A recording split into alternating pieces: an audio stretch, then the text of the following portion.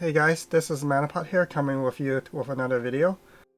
So yesterday I did a PvP hero tier list and I said to my friends if I get 100 views I'm gonna make another video. Ended up I got over 100 views in a day where I was kind of expecting 100 views to be from a month.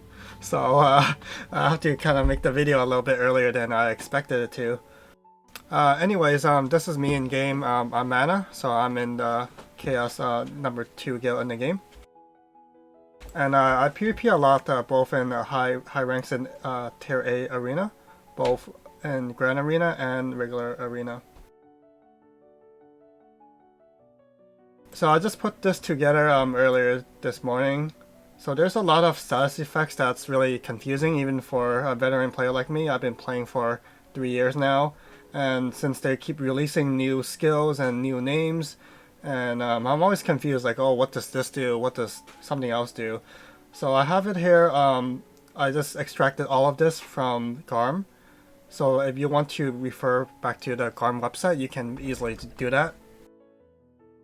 So the rating S here is pretty much what I think is really the best offensive skills and the best defensive skills. We can kind of go through some of these here. So Brainwash is really common, especially when you go against meta teams against the two sorts. So just to remind you, these are the two sorts from my PvP tier list. So they both have a Brainwash on skill, and they have a lot of other stuff on top of that as well.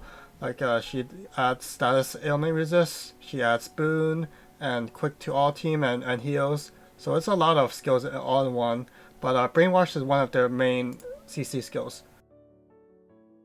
So what Brainwash does is the heroes that gets brainwashed, it doesn't do anything and it will just do whatever the effects say. So if the effects says, for example, enemy teams recover 10% HP, then it'll be like an enemy hero will be one of your healers for your team. So on the S tier ranks, any CC skills that have multiple effects, I'll rate them as S because they're the strongest in the game. For example, Flame Chain. You look at this, effective heroes cannot take any action while under this effect. So that's the same for any CC skill for heroes. But in addition to that, they take 50% more damage.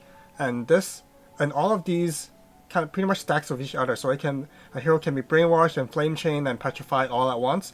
I'm not quite sure which effects prevails when multiple skills is on the hero. I think we'll probably need to do some video recording, but it's not that important, I think. Just slap a lot of CC skills on enemy teams and you probably will snowball from there. Holy Chain and Vortex pretty much does the same thing. Like heroes, they don't take any action, so they're CC'd. And in addition, their skill gauge won't go up. So in this case, this is really strong because if you look at active skills for heroes, they are a lot stronger than item skills. And item skills have a 50 to 60% proc rate. So let's say you have a enemy hero that's Holy Chain or Vortex, and their skill's not going up because of that. That's a lot stronger than just being CC'd and they're able to skill right when they get out of CC. Petrified pretty much does the same thing as Holy Chain and Vortex. I'm not sure why I put this separately, but it's pretty much the same thing. And Petrify, it's one of the highlights for this skill is so there's one hero that does this, which is Tatsu. Right here, the green girl, and so the human melee Darians have a ring called the Hydra Ring. So if I go over here, I can show you the Hydra Ring. I put this together earlier. So Hydra Ring gives a 2-turn opener to the melee Darians, and it counterattacks and petrifies the back 2 of the enemy hero, which is what makes melee Darians really effective. So if you look on the hero tier list, Nut is actually tier S only because she can wear Hydra Ring, and same story for Isif. Like these two heroes will probably shift down 1 tier each if they did not have the Hydra Ring, and that's how strong openers are.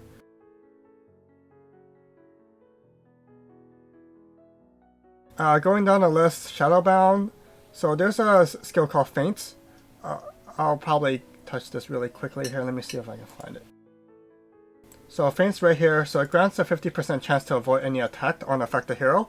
So dodge attack negates damage and status ailment associated with attack.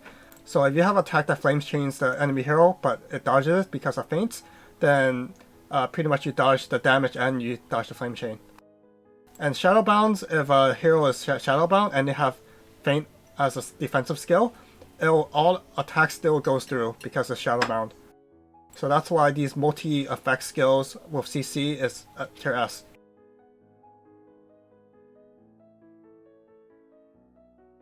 Going down the list, these are A rating skills, as well as these are status ailments. So Berserk is actually more towards defensive, but I put the offensive just because it increases your item proc.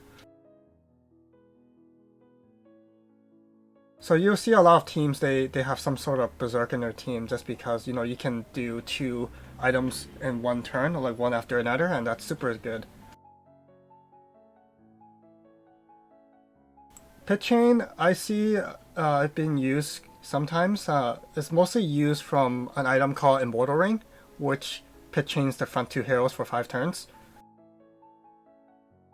That was in a gear banner, so if you missed it, I'm not sure when it will come back again, but you can keep an eye out on that.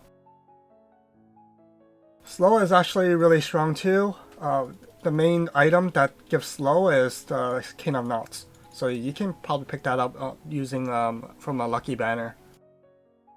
So when a unit is slowed down, that means if it's CC, then the CC lasts 50% longer, I believe. So 3 turn CC turn to like a 4.5 turn CC. So you can think of how strong that is if you can keep the slow on the enemy team while CCing them. Stop is a relatively new skill. New in that Old Billy is actually one of the newest heroes that employs this CC. It's a little bit of a double-edged sword just because the affected hero can do nothing.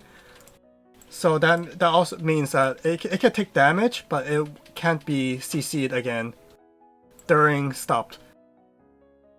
And the other side of the coin is beneficial effects doesn't work on it either. So it's like the unit is almost taken out of the playing field. Now you have the B tier skills, which is it's good, but it's not CC.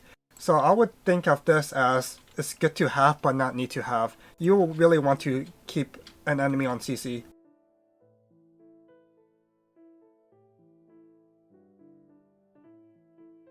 Buff swipe takes any status up buff. When I first started playing, I thought buffs up means any kind of beneficial stats like quick or frenzy or stone skin, but it's not that. These are just stats up, like 50% more attack or 50% more M attack or M defense. That's what it means. You'll see probably more rings coming in the near term. There's a lot of heroes that give elemental rings, so you do extra damage with that elemental damage. If it's a light ring, it does more light damage and leech HP from it.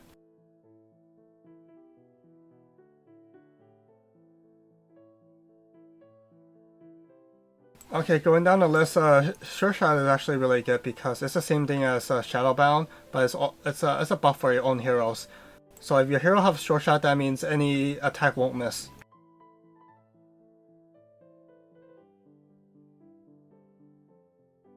Now you have a Thunder Chain and Wind Chain. Wind Chain, look at this, effective hero have reduced gauge gain. This is good because it'll make sure your hero skill first. So that's going back to the hero tab. Tatsu give an opener for Wind Chain, and which is why she's A+. Well, one of the reasons why she's A+, because of her opener. And openers are really key in any battles. Because like once you get the edge on the enemy team, and that allows your heroes to keep skilling while the enemy team might not be skilling. So effectively, you can snowball win from there.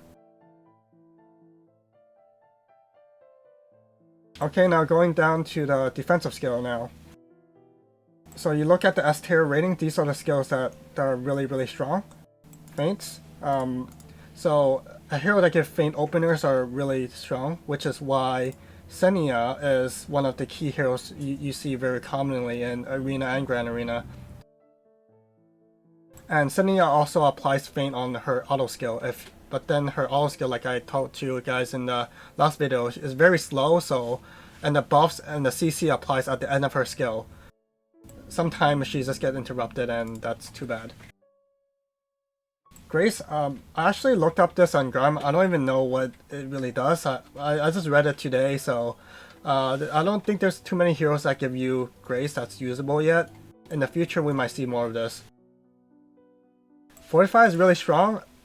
So the two heroes that has Fortify skill is Sinfu and Guame. The reason why these are super strong is when they die and resurrect, they have 100% status resistance for 10 turns, and they have all these good stuff like Master Frenzy. That's one of the key reasons why these two heroes are really that high up, just because if you kill them, they come back really strong. And that's one reason why these two heroes, they can hard carry teams. Quick, pretty much self-explanatory. Everyone should know what Quick is. It makes your heroes attack faster, make a turn faster. Slow resistance, Seraph, which is key hero here, give you slow resistance to the whole team. She's the only hero I believe that does it. The other hero that does slow resistance is Crossy. I use her in one of my arena teams. She's been really helpful in my testing. I'm not sure if it'll be good in your testing. One of the reasons why she's good for me is because I have an item called Gao Tag. You can't get that anymore, but it's an item that silences the back 3 units for 2 turns. It's from my collaborations, and like I said, a lot of these heroes, they're only good because of the hero of the items that they can wear. While some heroes are good just because of their race, like Folkma and Sloth, they're dwarfs, and there's nothing that CC dwarfs. You can CC them indirectly by having skills that targets grounded or airborne. So Senia targets airborne, and Kururu targets grounded. So that's one example of CCing indiscriminately any race. Okay, so status ailment resistance, this is pretty much bread and butter. Everyone should have it in their team. You should have it as an opener, you should have it as a CC refresher. Stone Skin, the only hero that I think is very popular that has Stone Skin opener is Sorticia. Her right here. And for refresher, Seraph give you Stone Skin for refresh.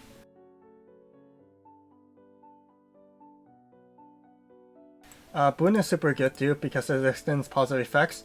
For example, the 2 swords, they both give Boon, so what happens is, you get CC resist for 3 turns, you get Boon, it turns into 4 turns. So if you still have CC resist up and the other sword skills, then you get extended to the 5th turn. So you can see how these kind of stack up to be really strong. That's why Boon is A tier. But on the same other hand, if you don't have any beneficial effects on and you Boon, then you're pretty much extending nothing. So that's just why it's not really S tier. It's an A tier. It's pretty good.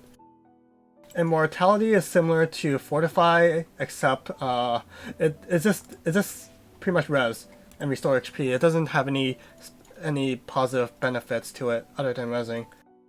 It's good to stay alive, but it's nothing too much other than that. Master is super strong too, and makes you trigger your skill 100%. So instead of item proc being 50 to 60% procking, and the other 40% will be auto attack, you have Master on. If you have Master on, then it'll be 100% using your item. Okay, there should be slow resist. Okay, slow resistance right here. Yeah, I kind of covered that earlier. So there's confused resist and gauge loss immunity, and all of these are mostly, you can see them as passive skills. You get them. This one's skill gauge loss immunity mostly comes from the dog, and X Noah, which you can probably get coming when they release more X battles. So this is important because, like I told you guys earlier, active skills is a lot stronger than item skills. So if you have pretty much gauge loss immunity, then the other enemy's team have items that reduces your skill gauge is ineffective. Okay, so these are other defensive skills. I'm not going to go too much into them. You guys can read about it. So you want to stack up as much passive resistance as you can, as there's items that you want to defend against as much different types of CC as possible. So Petrified resistance comes from Hearthstone. Paralyzed resistance comes from passive from Nuts. There's other heroes that give you paralyzed resistance, and confused resistance come from Misto. Yeah, and all the good stuff like that. So if you when I scroll over here, there's a team checklist. So, you want to stack up as much openers and refreshers as you can. Pretty much the key will be status ailment resistance. You want to keep that up ASAP. As long as you can. Quick will be good. Feint will be good. Sometimes you can't have a feint to reapply because your heroes doesn't have it. There are some items that give you feints. And if you want to use it, that's great. It really depends on what items you have to choose from.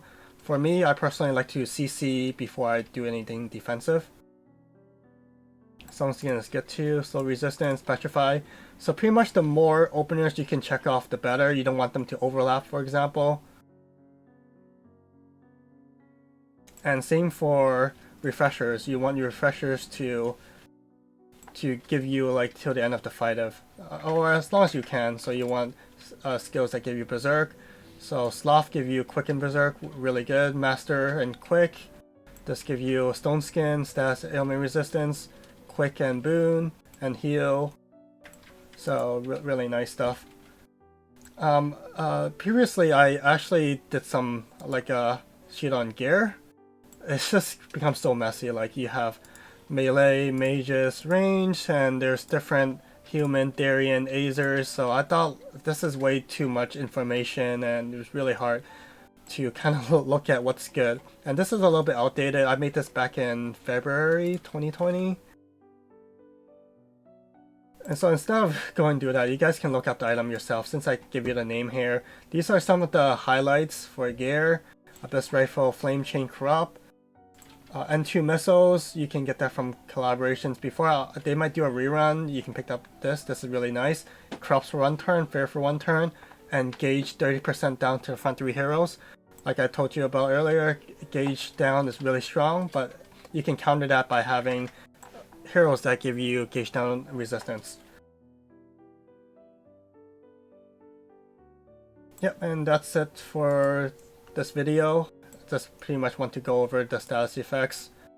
I probably might do some advanced videos later for team building and like why some people run certain compositions, but that's more for advanced players. For the average players, you just want to look at these S-rated skills or ailments, and you want to have items or heroes that give you these.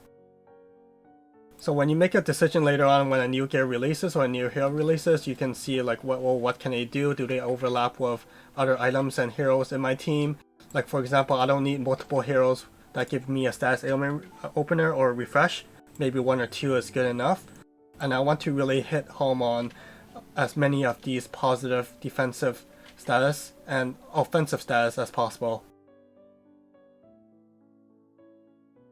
Okay, and that's it for the video. Good luck in Valkyrie Connect, and hopefully they don't have too many new status effects, so I don't need to update this too often. If you guys have any questions, or if you guys want a particular video to cover certain things of the game, feel free to let me know on Discord or in the comments, and I'll think about doing a new video when I hit maybe 1,000 views this time. That'll give me maybe half a year or so. Thank you guys. See you guys next time.